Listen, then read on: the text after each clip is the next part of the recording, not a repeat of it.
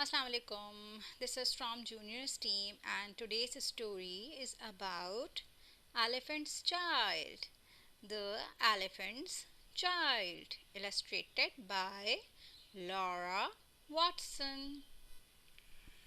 So, before starting the story, I would like to ask little kids, do you know what is the special part of the elephant? कौन सा part होता है elephant का जो specific होता है जो किसी और एनिमल का नहीं होता? Do you know? Yes, trunk and tusks. Trunk. Elephant has a long nose which is called a trunk. Now in this story we will read how the elephant got so long nose. In the high and far off times, the elephant had no trunk, only a bulgy nose as big as a boot. He could wriggle it from side to side, but he could not pick anything up with it. Oh, it looks so ugly without trunk too. But there was one elephant's child who was full of satiable curiosity. That means he asked so many questions. Every child asks so many questions. I am sure आप लोग भी अपनी मम्मा से बहुत सारे सवालात पूछते ही रहते होंगे, है ना? He asked his hairy uncle the baboon why melons tasted just so, and his uncle pinched him with his hairy paw. He asked his tall uncle the giraffe what made his skin spotty, and his uncle cuffed him with his hard hoof. What is hoof and what is paw? ये बताइए आप लोग. Hoof is like this. Which animal has hoof? Cow has a hoof, and giraffe has a hoof, and goat has a hoof. He asked his broad aunt, the hippo, why her eyes were red, and his aunt splashed him with her broad hoof. But still he was full of satiable curiosity. One day the elephant's child asked, what does the crocodile have for dinner? But all his family just said, hush. So the elephant's child went to the Kolo bird and asked, what does the crocodile have for dinner? Go to the banks of the great grey, green, greasy Limpopo River and find out, said the bird.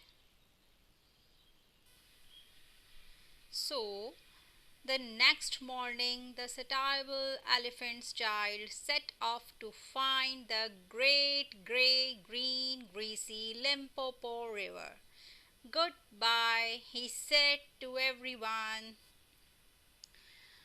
Now, the satiable elephant's child had never seen a crocodile and did not know what one was like. The first creature that he found was a bicolored python rock snake curled round a rock. What is python? It's a type of snake. Excuse me, said the elephant's child, but have you seen such a thing as a crocodile around here? And could you tell me what he has for dinner?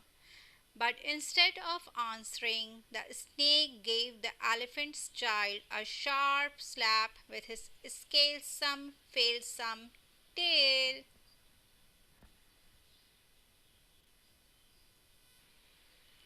Further on, the elephant's child trod on what looked like a log at the edge of the Limpopo River, but it was really the crocodile.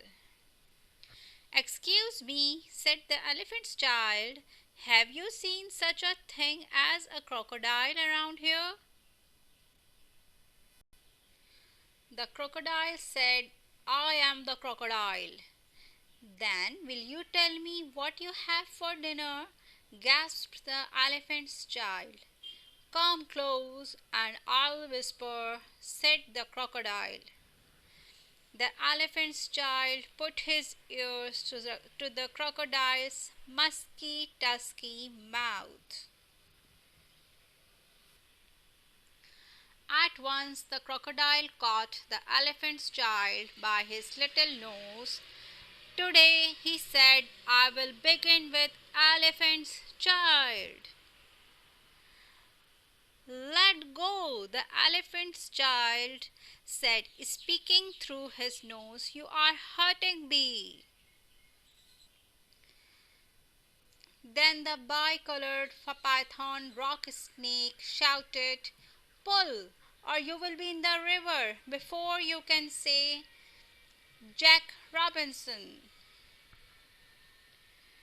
So the elephant's child sat back on his little haunches and pulled and pulled and pulled, and his nose began to stretch.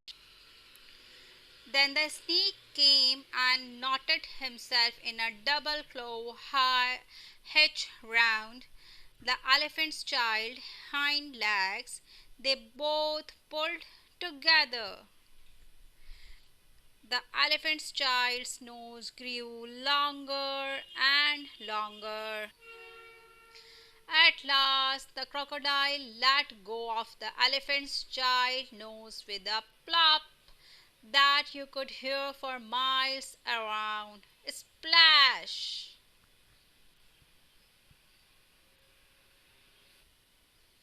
Oh, the poor elephant child is crying now.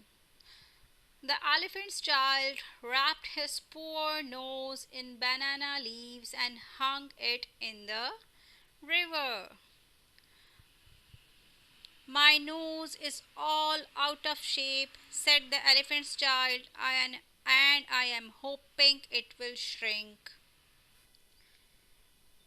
Then a fly landed on the elephant's child's shoulder. He lifted up his long nose and smacked it away.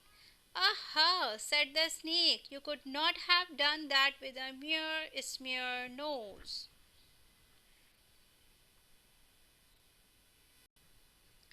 In the afternoon, the snake asked, Isn't it the sun hot? Yes, said the elephant's child.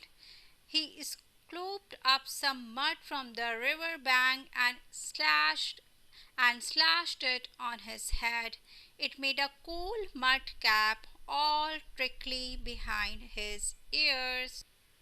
Aha, said the snake again, you could not have done that with a mere smear nose. You are right, said the elephant's child, and now I think I will go home to all my dear family. He looks happy now. So the elephant's child went home, frisking and whisking his new long nose, which we now call a trunk.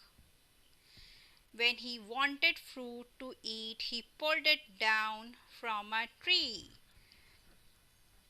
When he felt lonely, he sang loudly to himself down his trunk.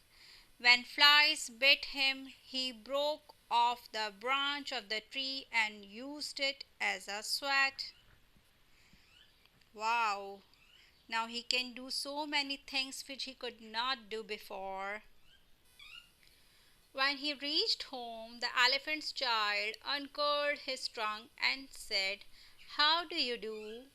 Indeed, said his hairy uncle the baboon. It looks very ugly, sniffed his broad aunt, the hippo. What have you done to your nose? Asked his tall uncle, the giraffe. But it's useful, said the elephant's child. He picked up his hairy uncle the baboon and dropped him into a thorn bush. Then he trumpeted in the ear of his tall uncle the giraffe and blew bubbles at his broad aunt the hippo. Okay, what is the sound of the elephant? The elephant trumpets.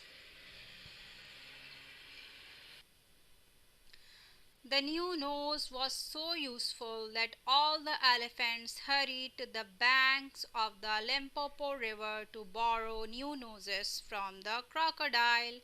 Ever since then, all the elephants you will see and all those you won't have noses precisely like the trunk of the satiable elephant's child. The end. Now, the kids, you know the how the elephant got the trunk. If you like the story, please subscribe the channel and like and comment. Subscribe the channel, Juniors.